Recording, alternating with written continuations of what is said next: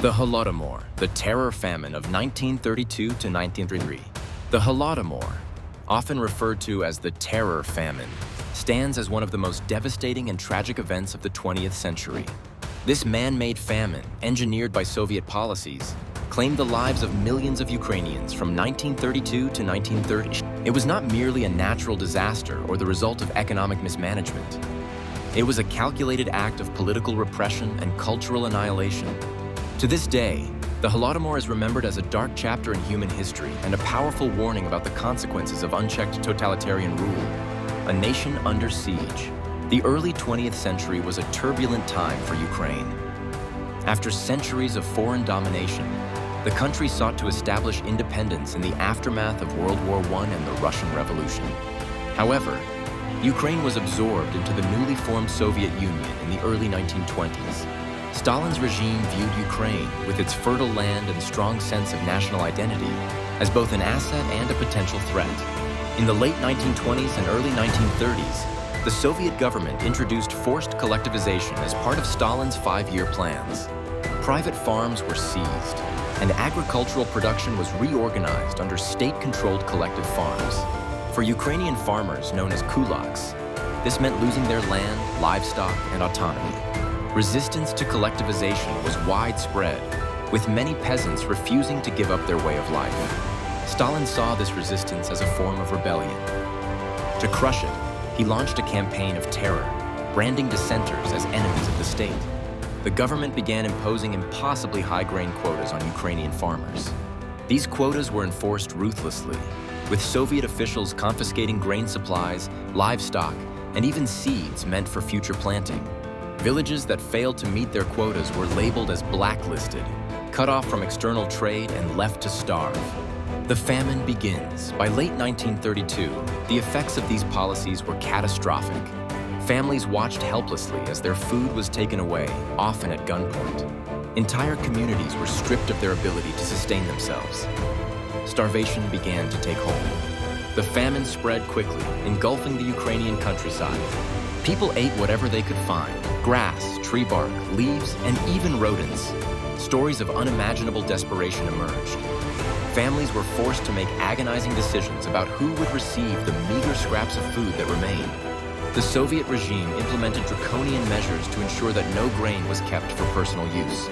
Law of the 5 years of grain was enacted, under which even taking a handful of grain from a field could result in execution or deportation to labor camps. Internal passports were introduced, preventing Ukrainians from fleeing famine-stricken areas to seek food elsewhere. The human cost. The death toll of the Holodomor is staggering. While estimates vary, most historians agree that between 3 and 7 million people perished. Entire villages disappeared as families succumbed to hunger and disease. The social fabric of Ukraine was torn apart. But the Holodomor was more than just a famine. It was a targeted act of repression. Alongside the starvation, the Soviet regime cracked down on Ukrainian cultural and religious institutions. Churches were closed, clergy were persecuted, and efforts to promote the Ukrainian language and literature were stifled. Stalin's goal was not only to subjugate the population, but to erase Ukrainian identity altogether, silencing the tragedy. For decades, the Soviet Union denied the Holodomor, dismissing it as a natural consequence of economic difficulties and poor harvests. Western journalists and governments were often complicit in this silence. Influential figures, such as journalist Walter Duranty of the New York Times, downplayed the famine, helping the Soviet regime maintain its facade of success. Despite the overwhelming evidence, it wasn't until the collapse of the Soviet Union in 1991 that the full extent of the Holodomor began to come to light. Ukraine declared its independence that same year and began commemorating the victims of the famine. Memorials were erected, and the last Saturday of November was designated as Holodomor Memorial Day, a divided legacy. To this day, the Holodomor remains a contentious topic in international politics. In 2006, Ukraine officially recognized the Holodomor as an act of genocide. Several other nations, including Canada and the United States, followed suit. However, Russia continues to deny this characterization, arguing that the famine affected other parts of the Soviet Union as well. The debate over the Holodomor reflects broader tensions between Ukraine and Russia, particularly in light of recent events. For Ukrainians, Acknowledging the Holodomor as genocide is an essential part of reclaiming their history and asserting their sovereignty. For others, it is a reminder of the devastating consequences of authoritarian rule and the dangers of historical denialism. The importance of remembrance. The Holodomor is not just a story of suffering, it is a story of resilience. Despite Stalin's attempts to crush Ukrainian identity, the spirit of the Ukrainian people endured.